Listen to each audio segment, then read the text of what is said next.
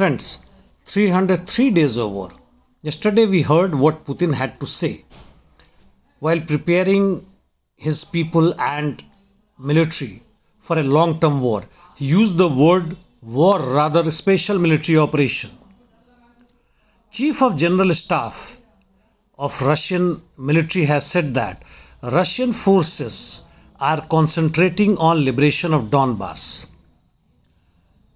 Further, he said the front line on Ukraine has stabilized, which is 815 kilometers. Probably he means by this that there no mass withdrawal of Russian forces from anywhere on the front. Further, he said Russian hypersonic missile Kinzhal is invulnerable to Ukrainian air defense. That means they can't be intercepted. Rocket strikes since the beginning of war has paralyzed work of Ukrainian military-industrial complex. Russian forces in the meantime has hit more than 1300 critical facilities in Ukraine and thus reducing the combat potential of Ukrainian army.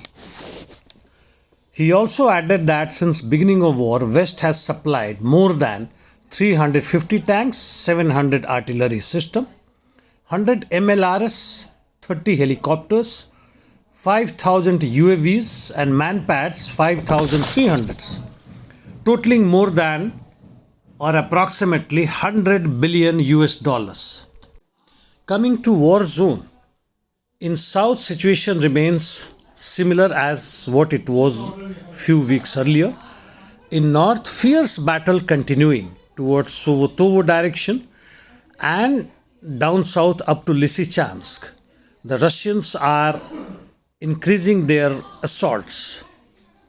In east, Russian forces as well as Wagner have been coming closer to Bakhmut. Klashchivka, southwest of Bakhmut, said to be gate of Bakhmut, is under pressure, and Andriivka is already under control of Russian forces. As ISW shows in its map, the New York, earlier name was Novgorod, is captured by DPR. This is by and large the ground situation of the present battlefield. Yes, both the sides have finished their rounds of political and military talks, alignment, etc. Zelensky is back from the USA. Putin has finished his all meetings with CSTO and allies and his military commanders. Winter has set in. Expecting in this week or coming week something major from the war zones and battle zones.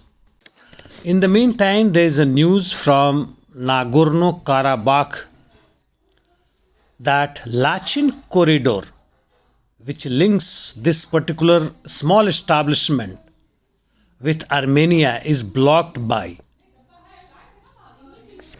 Azerbaijan, and thus there is a food shortage for the people over there. US Secretary of State has called Turkey to be with NATO on Ukrainian issues. He also called his Chinese counterpart to continue communication between Washington and Beijing open.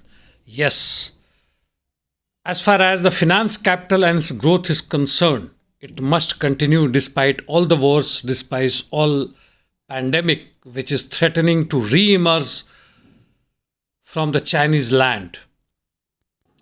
In the meantime, USA is planning to have live fire practice with South Korea, and we know they are also pumping in arms and ammunition to Taiwan. That means in short that the present global capitalist world owned by less than 5% do not want rest 95% to live in peace and property, as that threatens their hegemony. That's all from my side today. Thank you, friends. See you tomorrow.